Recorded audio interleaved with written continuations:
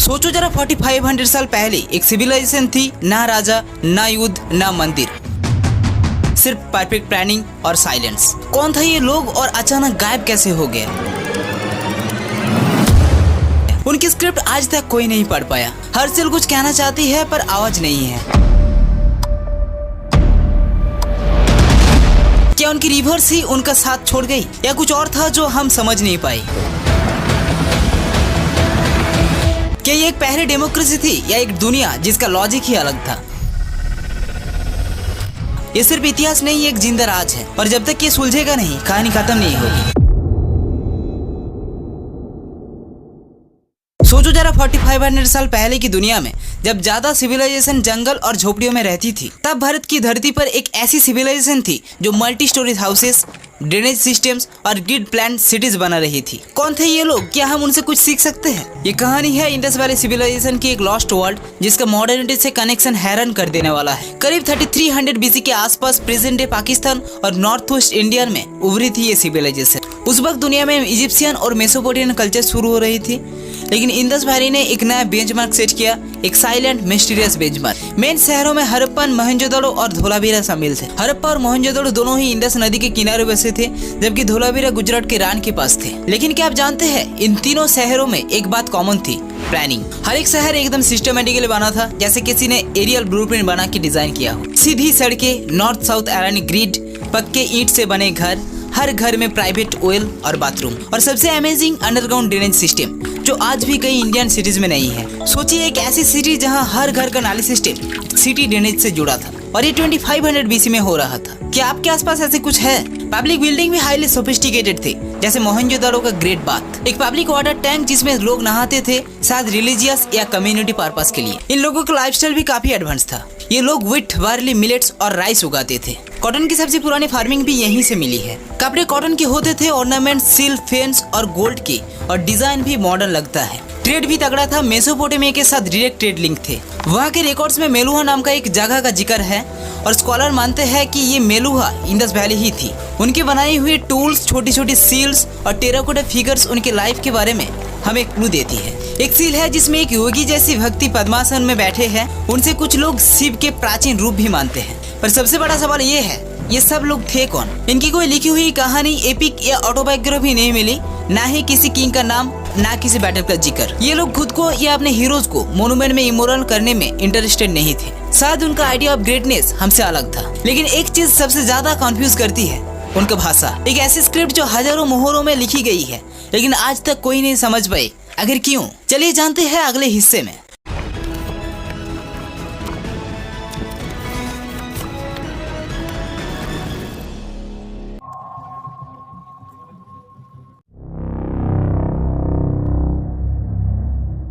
सोचिए एक ऐसी सिविलाइजेशन जो इतनी एडवांस थी, जो सिटीज प्लान करती थी, जो ड्रेन सिस्टम डिजाइन करती थी, जो इंटरनेशनल ट्रेड करती थी, लेकिन जिसका जुबान हम आज तक नहीं समझ पाए। कैसे हो सकता है ये?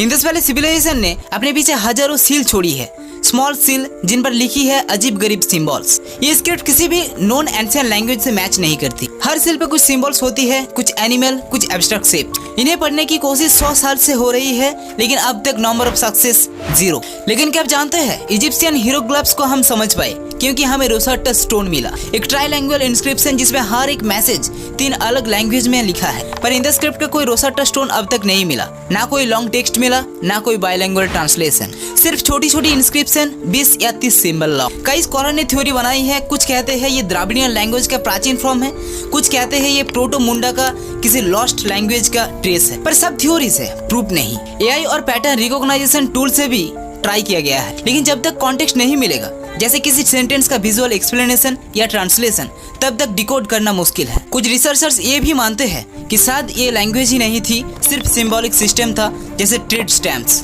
सोचो अगर उनकी स्क्रिप्ट एक्चुअल जुबानी नहीं थी, तब तो हम समझ ही नहीं पाएंगे उनकी कहानी। एक पूरी कल्चर जिनकी आवाज उनकी लिखी सिंबल्स में बंद है, और हम 21st सेंचुरी में बैठकर उनके हर सिल को देखकर बस गेस कर सकते हैं कि वो कहना क्या चाहते थे। छोटी छोटी सिल में छुपी है एक पूरी सिविलाइजेशन मेमोरी, लेकिन हमारे लिए वो एक साइलेंट पजल बन चुका है। पर अगर लिखने की भाषा समझ में नहीं आई, तो हम ये कैसे कह सकते हैं कि ये सिविलाइजेशन इतनी एडवांस थी? क्या प्लानिंग, डिजाइन और आर्किटेक्चर इतना कुछ कह सकते हैं? चलिए जानते हैं अगली कहानी में उनकी जीनियस के बारे में। चलिए जरा सोचते हैं, अगर आपको एक ऐसी सिटी बनानी हो जिसमें 30,000 लोग रहते हो, बिना इलेक्ट्रिसिटी, बिना सीमेंट, बिना मॉडर्न मशीन के, क्या आप कर पाएंगे? लेकिन इंडस वैली ने करके दिखाया 4500 साल पहले। हाँ, उनका सबसे बड़ा कमाल था प्लानिंग। और ये प्लानिंग सिर्फ एक हाउस या रोड तक लिमिटेड नहीं थी, ये सोच, डिसिप्लिन और कल्टीवेटिव विजन का प्रूफ थी। सबसे पहले बात करते हैं शहरों की। हड़प्पा और मोहनजोदड़ो जैसे शहर किसी रैंडम ग्रोथ का रिजल्ट नहीं थे। ये ग्रिड पैटर्न में डिजाइन किया गया था, जैसे आज का न्यूयॉर्क या चंडीगढ़। सीधे सड़कें, rectangular blocks, zone based planning, residential area, public bath, warehouse, सब क्लियरली अलग अलग। सोचिए एक ऐसा समाज जहां लोगों ने शहर प्लान किया था पहले और बासना बाद में शुरू किया था। और ड्रेनेज सिस्टम, उनका सैनिटाइजेशन इतनी मॉडर्न था कि कई लोग कहते हैं we still have not catch up. हर घर से निकलने वाला नाली नेटली कवर्ड ड्रेन से जुड़ी हुई थी, जो सिटी के मेन नाली तक जाती थी। और सबसे अमेजिंग बात, ये सिस्टम मेंटेनेंस फ्रेंडली था। हर कुछ कदमों पर इंस्पेक्शन होल थे, जैसे आज के मॉडर्न सिटीज में। धोलावीरा, एक और इंडियन सिटी गुजरात के रान के पास था, ड्राई एरिड रीजन। लेकिन वहाँ का वाटर हार्वेस्टिंग सिस्टम देखकर इंजीनियर भी हैरान हो जाते हैं। बड़े बड़े टैंक्स, चेक डैम्स और नेचुरल ग्रेडियंट का यूज करके पानी स्टोर किया जाता था। मॉनसून वाटर भी कैप्चर होता था और उसे ड्राई सीजन के लिए सेव किया जाता। लेकिन क्या आप जानते हैं, ये सब बिना सीमेंट का बनाया गया था, सिर्फ स्टोन और प्रीसियस इंजीनियरिंग से। अब सोचिए, हर एंशिएंट सिविलाइजेशन में टेम्पल, पैलेस या फिर किंग के ह्यूज स्टेटस होते हैं, पर यहाँ कुछ भी नहीं। ना कोई बड़ा पैलेस, ना कोई आर्मी का प्रूफ, ना ही किसी किंग का नाम या फोटो। तो सवाल उठता है, ये लोग इतना ऑर्गेनाइज्ड कैसे थे? कि ये पहली डेमोक्रेसी थी? कि ये सेल्फ गवर्निंग कम्युनिटीज थी? या फिर एक कलेक्टिव कल्चरल डिसिप्लिन जो हमें आज तक समझ में नहीं आया? इस सिविलाइजेशन में पावर डिसेंट्रलाइज थी, और ये बात हमें हर सिटी के डिजाइन से पता चलता है। हर प्लेस सेल्फ कॉन्टेंट, सेल्फ सस्टेंट। उनका ट्रेड सिस्टम भी बहुत ही तगड़ा था। उनके बनाए हुए सील्स और वेट्स हर सिटी में एक जैसे होते थे, स्टैंडर्डाइज्ड। मतलब उनके मेजरमेंट सिस्टम पूरे रीजन में कॉमन था। वो लेपिस लेजुली, एक रेयर ब्लू स्टोन जो अफगानिस्तान से लाते थे, कॉपर राजस्थान से और पेयर्स साउथ इंडिया से लाते थे, और फिर ट्रेड करते थे मेसोपोटामिया से। मेसोपोटामियन टैबलेट्स में मेलुहा का जिक्र मिला है, और एक्सपर्ट्स मानता है कि ये लोग इंडस लोग ही थे। उनका ट्रेड समुद्र से भी होता था। बोट्स और पोर्ट का भी प्रूफ मिला है, जैसे लोथल पोर्ट। सोचिए 2500 बीसी में इंडिया के लोग पर्सियन गल्फ के दूसरे कोने तक ट्रेड कर रहे थे। इन लोगों का टेक्नोलॉजी भी कमाल का था। उनकी बनाई हुई पॉटरी, टूल्स और ज्वेलरी हाईली सोफिस्टिकेटेड है। स्टोन बीड्स इतनी फाइनल ड्रिल्ड होते थे कि आज भी उन्हें रिक्रिएट करना मुश्किल होती है। कॉटन कपड़ों की सबसे पुरानी फार्मिंग भी इंडस वैली से ही मिला है। इनके पास डाइंग, स्पिनिंग और वेविंग की एडवांस नॉलेज थी। और हाँ, डेंटल सर्जरी का प्रूफ भी मिला है। लरकाना की एक साइड से एक स्काल मिला है, जिसका क्लियरली दिख रहा है कि किसी एंशिएंट डेंटिस्ट ने दांत ड्रिल किया था। तो 4500 साल पहले लोग दांत की ट्रीटमेंट करा रहे थे। Imagine that. यहाँ कोई बड़ा मंदिर या आइडल कल्चर नहीं मिला, पर स्पिरिचुअलिटी थी और डीपली एम्बेडेड थी उनका डेली लाइफ में। एक पॉपुलर सेल में एक योगी फिगर पद्मासन में बैठे हैं। कुछ लोग उसको प्रोटो शिवा यानी कि पशुपति मानते हैं। उनका स्पिरिचुअल बिलीफ नेचर और सिंबल्स के अराउंड था, बुल्स, ट्रीज, फर्टाइल्स, मोटिव्स। शायद उनका धर्म प्राइवेट और इंटरनल था, रिचुअल से ज्यादा प्रैक्टिस बेस्ड, और शायद इसी वजह से वो इतनी पीसफुल थी। कोई वॉर एविडेंस नहीं मिला, कोई बैटलफील्ड, कोई बर्न फोर्ट, कुछ भी नहीं। तब सोचो, एक सिविलाइजेशन जो इतनी पीसफुल थी, इतनी एडवांस प्लानिंग करती थी, जिसमें कॉमन सेंस और कोऑपरेशन सब कुछ डिफाइन करता था, वो कैसे खत्म हो गई? ये सब कुछ होने के बावजूद इंडस वैली क्यों गायब हो गई? क्या कोई नेचुरल डिजास्टर था? क्या उनकी ट्रेड्स कोलैप्स हो गई? या फिर उनका रिवर्स ही उनका साथ छोड़ गई? चलिए जानते हैं उस ग्रेट कोलैप्स के पीछे क्या वजह थी। वो दुनिया जो एक बार में वैनिश हो गई, उसके मिस्ट्री के पीछे छुपी है एक हार्ट ब्रेकिंग कहानी।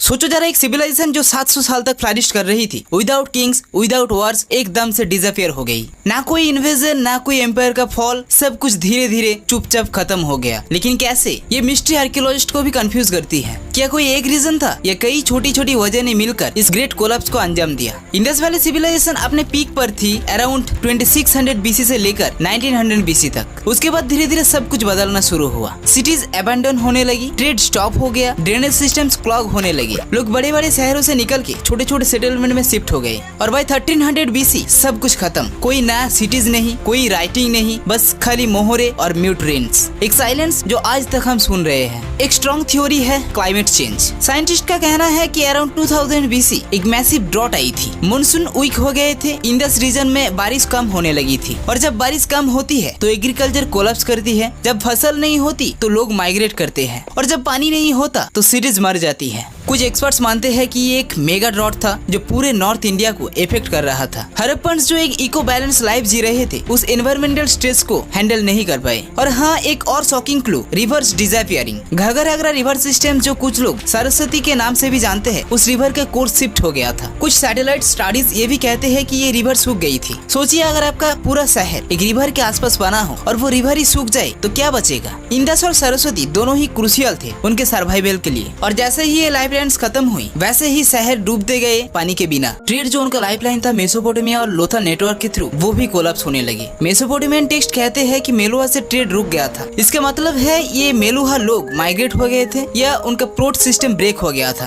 और जब इकोनॉमी गिरती है तो पब्लिक प्रोजेक्ट जैसे drainage, maintenance, planning all start to fail. और एक प्लान सिटी बिना मेंटेनेंस के एक जंगल बन जाता है। पुराने स्कॉलर्स ये भी मानते हैं कि आर्यंस ने इन्वेड करके इंडस वैली को डिस्ट्रॉय किया, लेकिन मॉडर्न रिसर्च ये थ्योरी रिजेक्ट करती है। ना कोई बर्न्ट लेयर मिला, ना मास ग्रैब्स, ना बैटल साइट्स। तो इन्वेजन का कोई सबूत नहीं है। कोलैप्स के पीछे ब्लडशेड नहीं बल्कि क्लाइमेट्स और इकोलॉजिकल ब्रेकडाउन का रोल्स ज्यादा स्ट्रॉन्ग लगता है। लेकिन फिर भी ये लोग गए कहाँ? एक्सपर्ट्स मानते हैं कि हड़प्पन लोग माइग्रेट कर गए थे ईस्ट और साउथ इंडिया की तरफ। छोटी छोटी सेटलमेंट्स डेवलप हुई जहाँ उन्होंने नया लाइफ एडॉप्ट किया। और कुछ कल्चरल एलिमेंट्स जैसे पॉटरी स्टाइल्स, क्राफ्ट्स और रिचुअल्स नेक्स्ट कल्चर में दिखते हैं। तो शायद इंडस वैली गायब नहीं है बल्कि साइलेंटली इंडियन सबकॉन्टिनेंट में घुल गई है। एक सिविलाइजेशन जो बिना वॉर, बिना ग्रीड और बिना ईगो के चल रही थी, उसके एंड इतनी साइलेंट था कि किसी को पता भी नहीं चला। ना धूम ना धमाका, बस हवाओं में बिखर गए लोग और मिट्टी में छुप गई शहर। तो आज भी जब मोहनजोदड़ो का रूइंस में खड़े होते हैं तो एक अजीब सी खामोशी महसूस होती है। एक ऐसी सिविलाइजेशन जो इतना कुछ थी और फिर भी सब कुछ खो बैठे। पर क्या वो सब कुछ खो चुका है या उसकी कुछ छवियां अभी भी जिंदा है हमारे कल्चर में? चलिए जानते हैं इंडस वैली ने हमें क्या विरासत दी है।